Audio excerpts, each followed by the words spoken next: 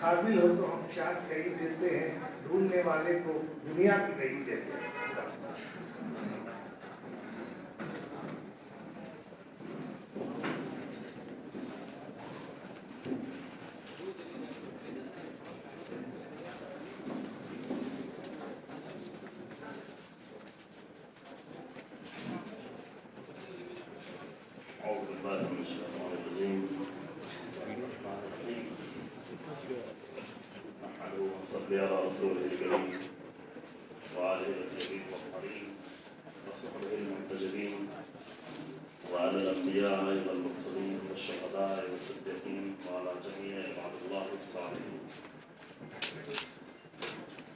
کرام، مشائخ اور بزرگان اور حاضرین کرام اور خواہان گرامی، خدمت میں سلامت کرتا ہوں۔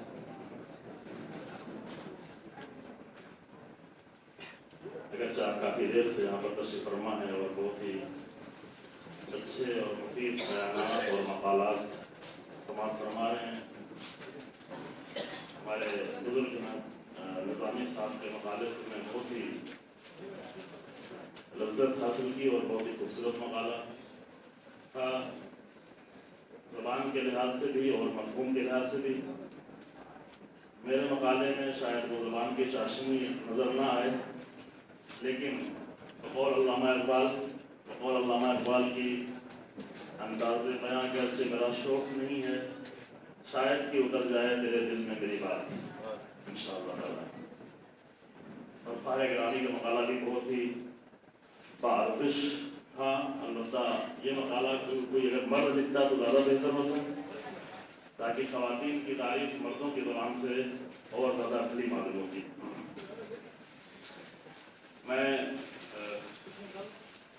اگرچہ میرا بہت زیادہ دل چاہتا ہے، کیونکہ تقریباً پروگرام سے پہلے میں نے یہ توفیق ہوئی کہ مدرسے کے تمام سسٹم کو اور حالات کو اور درس کو دیکھا، تو میرا بہت دل چاہتا ہے کہ بہت زیادہ تعریف کروں، لیکن یہ کام نہیں کروں گا۔ جناب مصباح ندی قادری صاحب کی خدمت میں تعریف نہیں پیش کروں گا، تاکہ یہ کام کافی ہو چکا ہے، اور صرف دعا کروں گا انشاءاللہ 20 سالوں میں یہ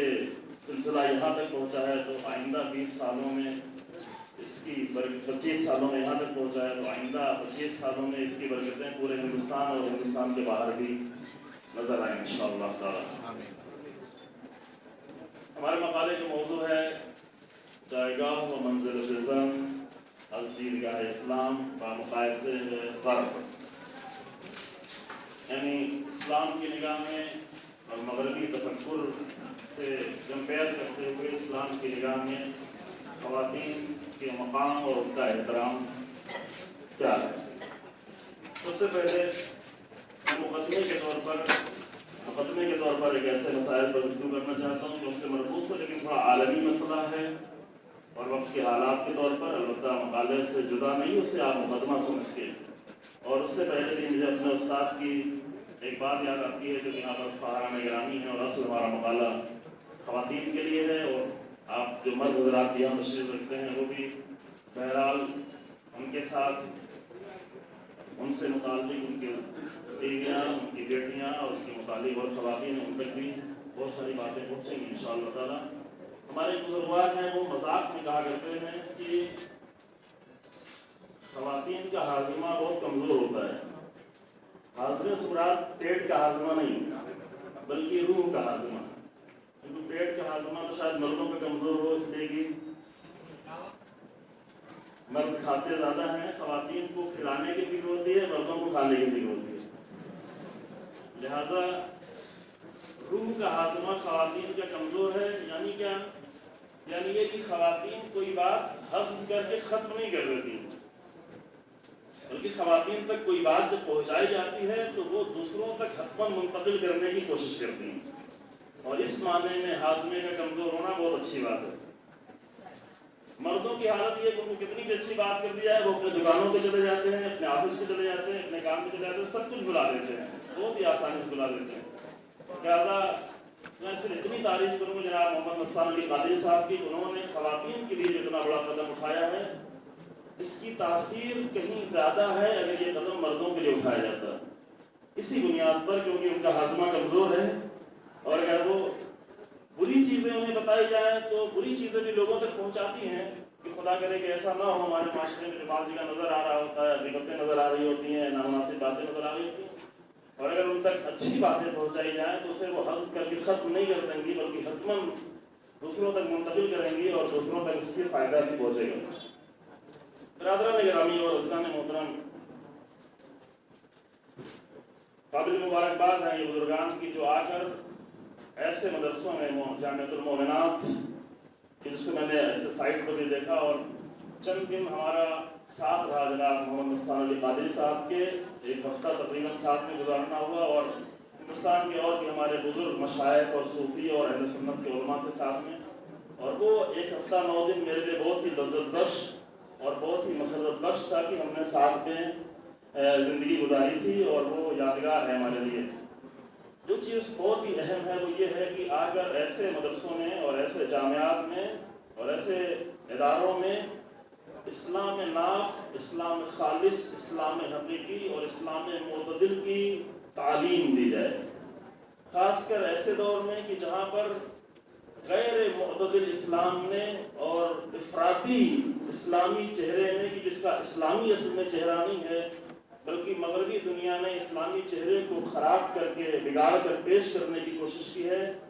اور آ کر دنیا کے سامنے ایک نہایت ہی نامناسب اسلام کا چہرہ پیش کرنا چاہ رہے ہیں۔ ایسے دور میں ایک صحیح اور معتدل اور حقیقی اسلام اور پیغمبر اکرم صلی اللہ علیہ وآلہ وسلم کی حقیقی تعلیمات پر منحصر اسلام کی تعلیم دینا، یہ ایک واقعاً عظیم قدم ہے، اور اس میں جو بھی حضرات جس حد تک شریک ہو سکیں، یہ خاص کر کس دور میں، ہمارے دور میں پہلے زمانوں میں بھی اس طرح کے افراد رہا ہے، اس طرح کے رویاں رہی ہیں، لیکن اس دور میں جو آپ محسوس کر رہے ہیں پورے عالم اسلام میں، اور ابھی اس وقت سیریا، عراق، یمن، اس سے پہلے افغانستان،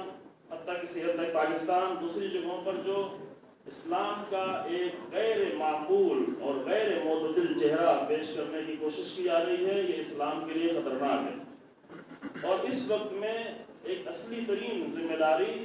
جن کے دلوں میں اسلام کا درد ہے وہ یہ ہے کہ اگر پیغمبر اکرم صلی اللہ علیہ وسلم کو، جس کے مولانا عثمانی رحمۃ اللہ کی تعبیر تھی اسلام ناب محمدی صلی اللہ، ایک سلوات پڑھیں حضرت، اسلام ناب محمدی یعنی رسول اللہ کا خالص اسلام، یہ تعبیر تھی مولانا عثمانی رحمۃ اللہ علیہ کہ اسلام از دست شما فرار کر دے، پیدائش کنید، اسلام تمہارے ہاتھوں سے نکل گیا، اسلام کو ڈھونڈو، اسلام کو تلاش کرو، اسلام کو پیدا کرو، اور اسلام کو اس کے معیاروں سے سمجھا جائے، اور وہ معیار اسلام کا بنیادی ترین معیار قرآن اور رسول اللہ کی سیرت ہے۔ باقی جو کچھ پیش کیا ہے اصحاب نے اور اہل بیت علیہ السلام نے، وہ وہی پیش کیا ہے کہ جو قرآن میں ہے اور رسول اللہ کی سیرت میں ہے۔ شاید آپ کو یاد ہوگا تقریباً 7-8 مہینہ پہلے فرانس میں چارلی ایبدو کی، فرینچ لینگویج میں شارلی ایبدو کہتے ہیں، شارلی ایبدو نے پیغمبر اکرم صلی اللہ علیہ وآلہ وسلم کی توہین کی، اور اس توہین کے نتیجے میں کچھ کارٹون کے ذریعے سے، اور اس کے پہلے بھی امریکہ میں فلم بنائی گئی، ڈنمارک میں کارٹون بنائے گئے، اور اس سے پر یہ سلسلہ پورا شروع ہوا ہے شیطانی آیات سے، اور ابھی تک یہ 20 سالوں سے زیادہ یہ سلسلہ جاری ہے، جس میں اصلی مقصد دشمن کا ہے اسلام کے چہرے کو مسخ کرنا، اور حقیقی اسلام کے مقابلے میں ایک جعلی اسلام، ایک غیر معقول اسلام، ایک نامناسب اسلام اور ایک غیر معتدل اسلام پیش کرنا۔ یہاں پر لازم ہے کہ چند مہینے پہلے جب کام کیا گیا تو ہم اس وقت ایران میں ہوا کرتے تھے، رہبر انقلاب نے ایک خط لکھا یورپ اور امریکہ کے جوانوں کے نام، خاص کر نارتھ امریکہ اور یورپ کے جوانوں کے نام۔ وہ خط شاید آپ تک پہنچا ہو، اور ابھی کچھ دن پہلے خط اور لکھا ہے کہ، اور یہ خط اس لیے لکھا جا رہا ہے کہ چونکہ ابھی شاید ہندوستان میں تعصب کے پردے بہت زیادہ ہوں، لیکن یورپ اور امریکہ میں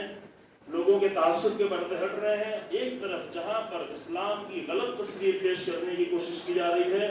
وہیں پر آ کر اسلام کی صحیح تصویر پیش کرنا۔ اور اس خط کا بنیادی ترین نقطہ یہ تھا کہ اسلام کو ایسے باطل گروہ کے ذریعے سے نہیں سمجھا جائے، بلکہ اسلام کو اس کے اصلی ریسورسز اور اس کے اصلی منابع سے سمجھا جائے، اور اسلام کا اصلی ترین منبع قرآن اور رسول اللہ کی سیرت ہے کہ یہ خط پوری دنیا میں بہت زیادہ ہوا. یہاں ہندوستان میں بعض بڑے شہروں میں جیسے ممبئی، چنئی اور بعض جگہوں پر کافی بڑی تعداد میں تقسیم کیا گیا. عزیزو، یہ بات اس لیے عرض کر رہا ہوں کہ اسلام کا افراطی چہرہ جو ادھر چند سالوں سے پیش کرنے کی کوشش کی جا رہی ہے، اس نے اسلام کو اتنا بڑا نقصان پہنچا ہے جس میں دونوں شریک ہیں. ایک طرف دشمن کی سازشیں بھی ہیں، دوسرے اندر سے ایسا میدان بھی فراہم کیا گیا ہے کہ دشمن کی سازشیں کامیاب ہوں. لہذا یہاں پر علماء بزرگان اہل سنت، علماء تشیع، ان سب کی ایک بڑی ذمہ داریوں میں سے ہے کہ آ کر وہ حقیقی اسلام کا چہرہ کہ جب پیغمبر اکرم صلی اللہ علیہ وآلہ وسلم مکے پہ آپ کو فتح ہوتی ہے اور اصحاب آ کر یہ نعرہ بلند کرتے ہیں کہ الیوم یوم الملحمہ، آج تو گردنیں کٹنے کا دن ہے، آج تو انتقام کا دن ہے. 21 سالوں سے کس طرح رسول اللہ کو اذیت دی گئی تھی، تکلیف پہنچائی گئی تھی. جب وہ یہ نعرہ لگا رہے تھے الیوم یوم الملحمہ، آج لحم اور گوشت کٹنے کا دن ہے، ہڈیاں ٹوٹنے کا دن ہے، انتقام کا دن ہے، تو وہاں پر رسول اللہ نے یہ نعرہ لگا کہ تم اپنے نعرے کو تبدیل کرو اور آواز دو الیوم یوم المرحمہ، آج رحمت کا دن ہے، آج رحمت کا دن ہے. اور وہ ابو سفیان جو 21 سالوں سے رسول اللہ سے مسلسل جنگ کر رہا تھا، رسول اللہ نے اسے بھی معاف کر دیا. اور ابو سفیان جو چھوڑیں، وہ حبشی کی جس نے جناب حمزہ کے سینے کو اور پیٹ کو چاک کر کے کلیجہ نکالا تھا، اور کلیجہ نکال کر زوجہ ابو سفیان کے ہاتھوں میں دیا تھا اور اپنے دانتوں سے اس کلیجے کو کچا چبایا گیا تھا. رسول اللہ نے جب وہ اسلام لینے کے لیے آیا تو رسول اللہ نے اسے بھی معاف کر دیا. صرف اتنا کہا کہ جب میں مسجد میں ہوں تو میرے سامنے آ کر نہیں بیٹھا کرو کیونکہ مجھے اپنے چچا کی یاد آتی ہے، لیکن معاف کر دیا کیونکہ اسلام میں کینے کی کوئی گنجائش نہیں، حتیٰ دشمن کے لیے بھی کینہ نہیں رکھا جاتا. کینہ وہ لوگ رکھتے ہیں جو کمزور ہوتے ہیں. اسلام اس قدر قوی ہے کہ حتیٰ دشمن کے لیے کینہ رکھنے کی ضرورت نہیں ہے. لہذا اگر وہ حق کی طرف آ رہا ہے تو جناب حمزہ کے قاتل کو بھی معاف کر دیا جاتا ہے، اسے بخش دیا جاتا ہے. البتہ ہاں، اگر دشمن دشمنی کی حالت میں ہو، کفر کی حالت میں ہو، مقابلے میں آ رہا ہو، تلوار لے کے آ رہا ہو، تو اس کا الگ قانون ہے. اس کو قرآن نے قانون بتایا، محمد رسول اللہ والذین معه اشداء علی الکفار رحماء بینہم. جب تک حالت جنگ میں ہے تو وہاں پر ہمیں کمزور نہیں رہنا ہے، وہاں پر قوی رہنا ہے، وہاں پر مضبوط رہنا ہے، دشمن کے مقابلے میں شدید رہنا ہے، اشداء بن کے رہنا ہے، آپس میں رحم دل رہنا ہے. ابھی ہم نے قانون بدل دیا ہے، ابھی دشمنوں کے مقابلے میں ہم رحم دل ہونے لگے ہیں، آپس میں جو ہے شدید ہونے لگے ہیں، اور اس نے بہت نقصان پہنچایا عزیزو. ابھی اسرائیل کے مقابلے میں، ابھی امریکہ کے مقابلے میں، دوسری دشمن طاقتوں کے مقابلے میں ہمارے اسلامی ممالک رحم ہونے کمزور ہوتے جا رہے ہیں، رحماء بنتے جا رہے ہیں، اسرائیل کے لیے رحمت کی باتیں کر رہے ہیں، لیکن آپس میں ایک دوسرے کے خلاف شدت کی باتیں کر رہے ہیں، دشمنی کی باتیں کر رہے ہیں، نفرت کی باتیں کر رہے ہیں. عزیزو، اسلام میں مسلمانوں کے درمیان میں کوئی دشمنی کی کوئی امکان نہیں ہے. مسلمان میں اختلاف ہو سکتا ہے لیکن دشمنی نہیں ہو سکتی. اختلاف اور ہے، دشمنی اور ہے. اختلاف ہر جگہ ہو سکتا ہے، دو بھائی کے درمیان ہو سکتا ہے، دو لوگوں کے درمیان ہو سکتا ہے. اختلاف میں کوئی مشکل نہیں، اختلاف سے علم آگے بڑھتا ہے. اختلاف امتی رحمہ، میری امت کا اختلاف رحمت بن سکتا ہے، کیونکہ اگر اختلاف نہ ہو تو علم آگے نہیں بڑھے گا، فکر آگے نہیں بڑھے گی، سوچ آگے نہیں بڑھے گی. لیکن اگر اختلاف کو دشمنی میں تبدیل کر دیا جائے تو مجبوراً پھر دشمن کو دوست بنانا پڑتا ہے. یہ قانون ہے. اگر دو بھائیوں کے درمیان میں اختلاف ہوگا اور دو بھائی ایک دوسرے کو اپنا دشمن سمجھنے لگے تو دوسرا پڑوسی جو واقعی دشمن تھا اس کو دوست بنانا شروع کر دیتا ہے اپنے بھائی کو نقصان پہنچانے کے لیے. آج یہی بڑے پیمانے پہ ہو رہا ہے. ٹھیک ہے، مسلمانی فرقوں میں مسلمان کے مختلف فرقوں میں، اور اسلام وہ ہے کہ جو اختلافی اختلاف ہے، فقط ایک اللہ کی بندگی میں اتحاد ہو. تو قرآن کہتا ہے ان اہل کتاب کو بھی بلاؤ، کہو آؤ ایک چیز میں ہم مل کے رہ سکتے ہیں کہ ایک پروردگار کی بندگی کریں. اگر مسلمان اور اہل کتاب کے درمیان میں صرف ایک نقطہ اتحاد ہو تو وہاں پر بھی قرآن ملنے کی بات کرتا ہے، جبکہ ہمارے درمیان میں شیعہ سنی دوسرے گروہوں کے درمیان میں مختلف فرقوں کے درمیان میں 90% سے زیادہ اتحاد کی چیزیں ہیں، لیکن پھر بھی ہم کبھی کبھی اختلاف کی باتیں کر رہے ہوتے ہیں. اور یہ واقعہ اگر اس کا کوئی قائل نہیں ہوگا تو مسلمان ہی نہیں ہوگا. لیکن اس سے زیادہ اہم نقطہ یہ کہ ولا تفرقوا جو قرآن کہہ رہا ہے، ہم کہتے ہیں جہاں پر قرآن میں نہیں آ جائے، یہاں پہ علماء تشریف فرما ہے، جہاں پر قرآن میں نہیں آئے اور بغیر کسی قرینے کے آئے، کوئی ایسا قرینہ موجود نہ ہو کہ جو کراہت پر دلالت کر رہا ہو، تو اس نہیں کے معنی ہے حرام. یہ آپ سب کے لیے واضح ہے کہ اگر کوئی ایسا قرینہ الگ سے موجود نہ ہو کہ نہیں کو کراہت پر آ کر حمل کرے، تو اس نہیں کے معنی ہوں گے حرام کے. قرآن آ کر واضح طور پر، اگر قرآن میں لا تفرقوا نہ ہوتا، صرف جمعیت کا لفظ ہوتا، تو یہی کافی تھا ہمارے لیے، یہی تمام مسلمانوں کے متحد ہو جانے کے لیے کافی تھا. لیکن جمعیہ کے بعد قرآن کہتا ہے ولا تفرقوا. ولا تفرقوا یعنی تفرقہ ڈالنا قرآن کی نگاہ میں حرام ہے. اگر میں غلط کچھ کہہ رہا ہوں تو میرے بزرگان یہاں پر اصلاح کریں گے، میں زبردستی اپنی بات کسی پر لازم نہیں چاہتا. قرآن سورہ آل عمران میں 103 نمبر آیت، 105 نمبر آیت، 105 نمبر آیت فرماتا ہے ولا تکونوا کالذین تفرقوا واختلفوا من بعد ما جاءهم البینات. ان لوگوں میں سے نہیں بنو کہ جنہوں نے تفرقے ڈالے. لہذا ایسی کوئی بات، ایسی کوئی سوچ، ایسی کوئی فکر، ایسا کوئی لٹریچر، ایسا کوئی مطلب پیش کرنا آپس میں، چاہے خود بیٹھ کر ایسی باتیں کرنا کہ جو تفرقے کا باعث بنے، قرآن کی نگاہ میں حرام ہے. ہماری نگاہ میں جو کچھ بھی ہو، لیکن قرآن کی نگاہ میں عزیزو یہ حرام ہے. کبھی کبھی لوگ آگے اسٹیج پہ ممکن ہے اتحاد کی باتیں کر رہے ہیں، لیکن آپس کی مجلس میں بیٹھ کے تفرقے کی بات کر رہے ہیں. یہ تنہا بیٹھ کر بھی تفرقے کی بات کرنا قرآن کی نگاہ میں حرام. اور اسی تفرقے کے نتیجے میں بات اتنی آگے بڑھے کہ آج وہی وحشیانہ اسلام پیش کیا جا رہا ہے، گردن کاٹی جا رہی ہے، گلے کاٹے جا رہے ہیں، کسی کو دیکھے بغیر. یہ نہیں دیکھا جاتا کہ یہ کون ہے. بعض وقت لوگ یہ تصویر میڈیا یہ تصویر پیش کرنے کی کوشش کر رہے ہیں کہ یہ مسئلہ شیعہ سنی کا ہے. ہرگز عزیزو، ہرگز ایسا نہیں ہے.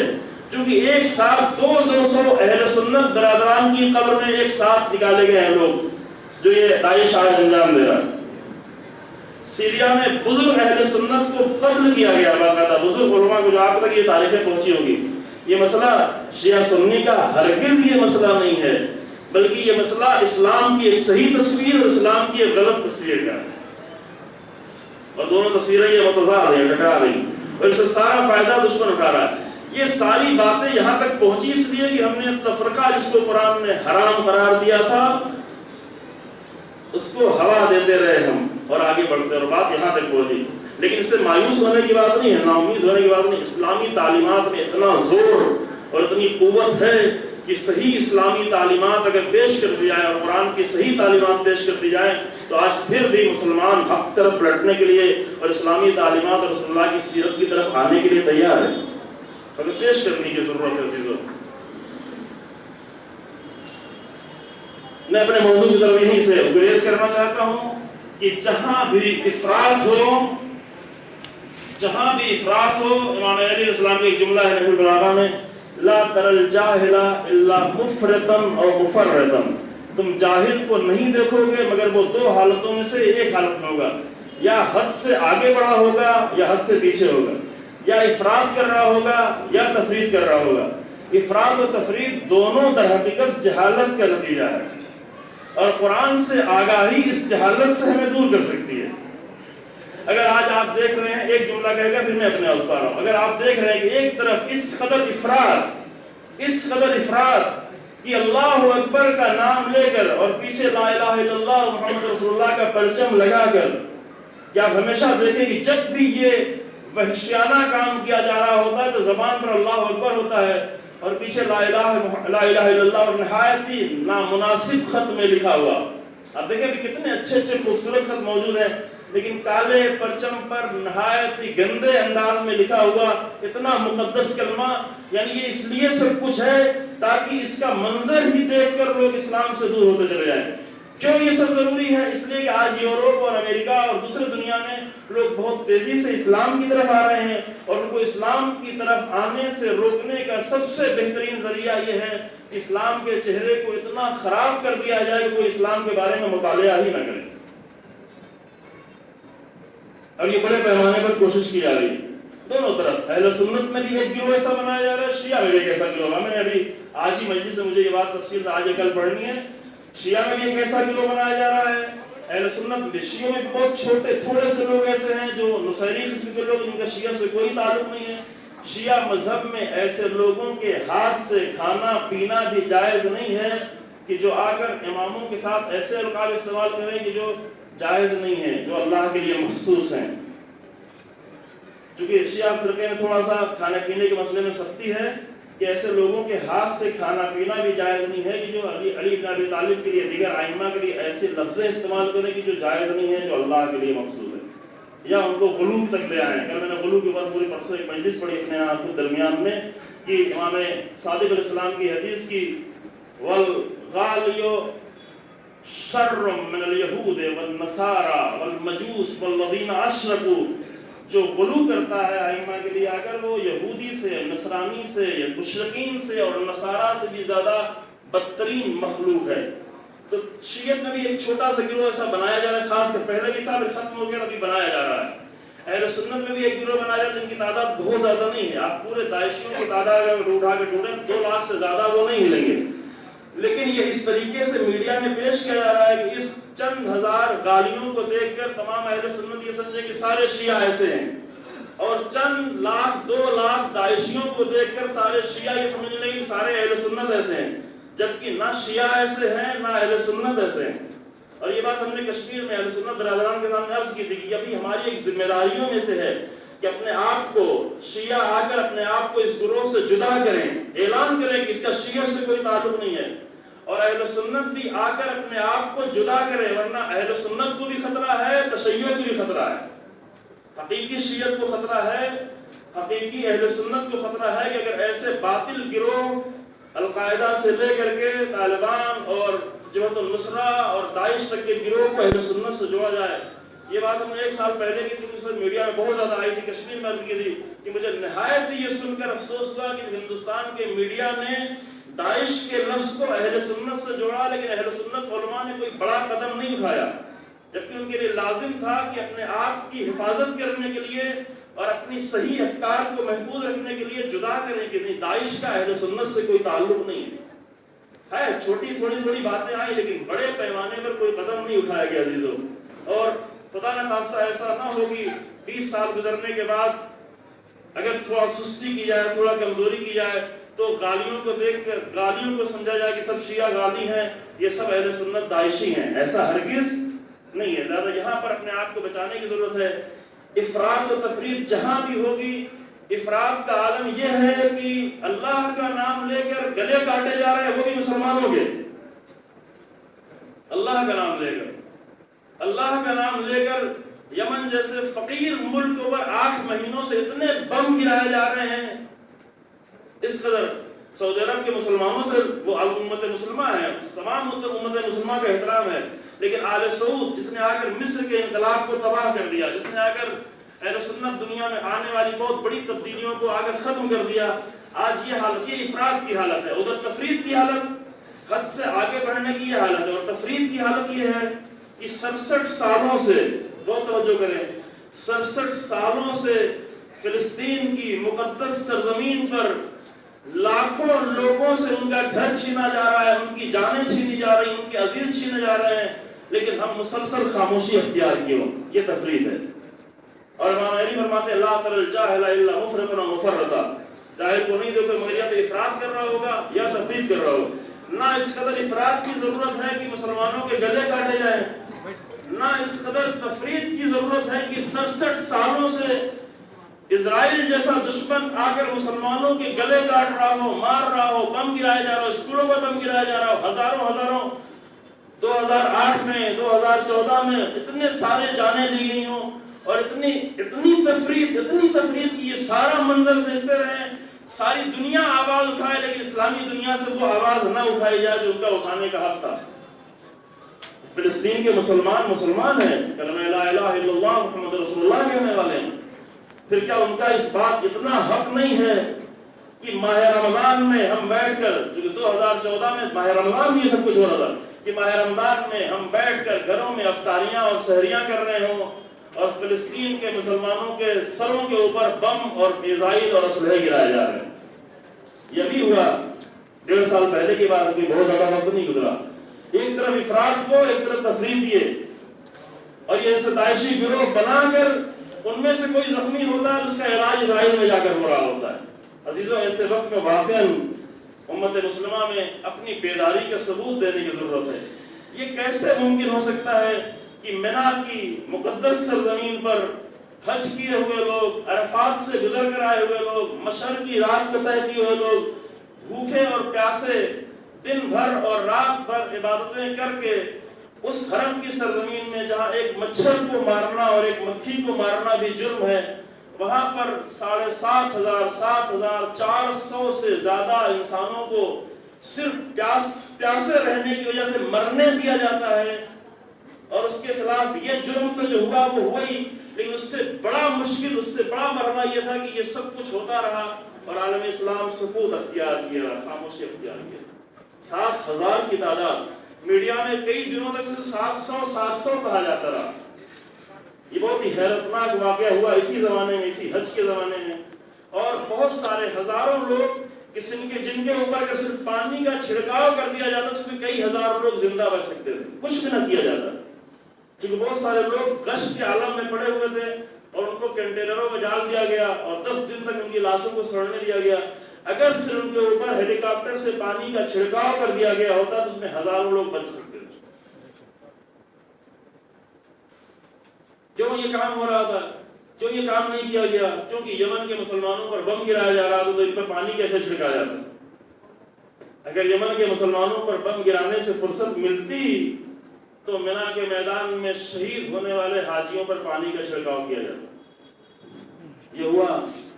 اور سکوت اختیار کیا گیا۔ میں نے عرض کیا کہ کسی امت مسلمہ، سعودی عرب کے مسلمان بہرحال کو بیدار ہونا چاہتے ہیں، ان کو پیسے سے، اسلحے سے روکا گیا ہے۔ ہم حکومت کی بات کر رہے ہیں، نظام کی بات کر رہے ہیں، سسٹم کی بات کر رہے ہیں کہ جہاں اس قدر غلامی امریکہ کی اور اسرائیل کی اور فرانس کی اس قدر اور برطانیہ کی اس قدر غلامی کی جا رہی ہے کہ اب تک غلامی کرنے کے باوجود بھی انہیں نہیں چھوڑا جائے گا۔ آپ دیکھیں، ایک جملہ میں کہہ کے آگے بڑھتا ہوں اور معاف کیجیے گا یہ بات کہہ رہا ہوں، یہ درد دل تھا جو آپ کے سامنے عرض کرنا چاہتا تھا کہ اس قدر غلامی کرنے کے بعد بھی دشمن یہ نہیں چاہتا کہ حتیٰ سعودی عرب جیسا ملک بھی ایک مضبوط ملک بن کے رہے۔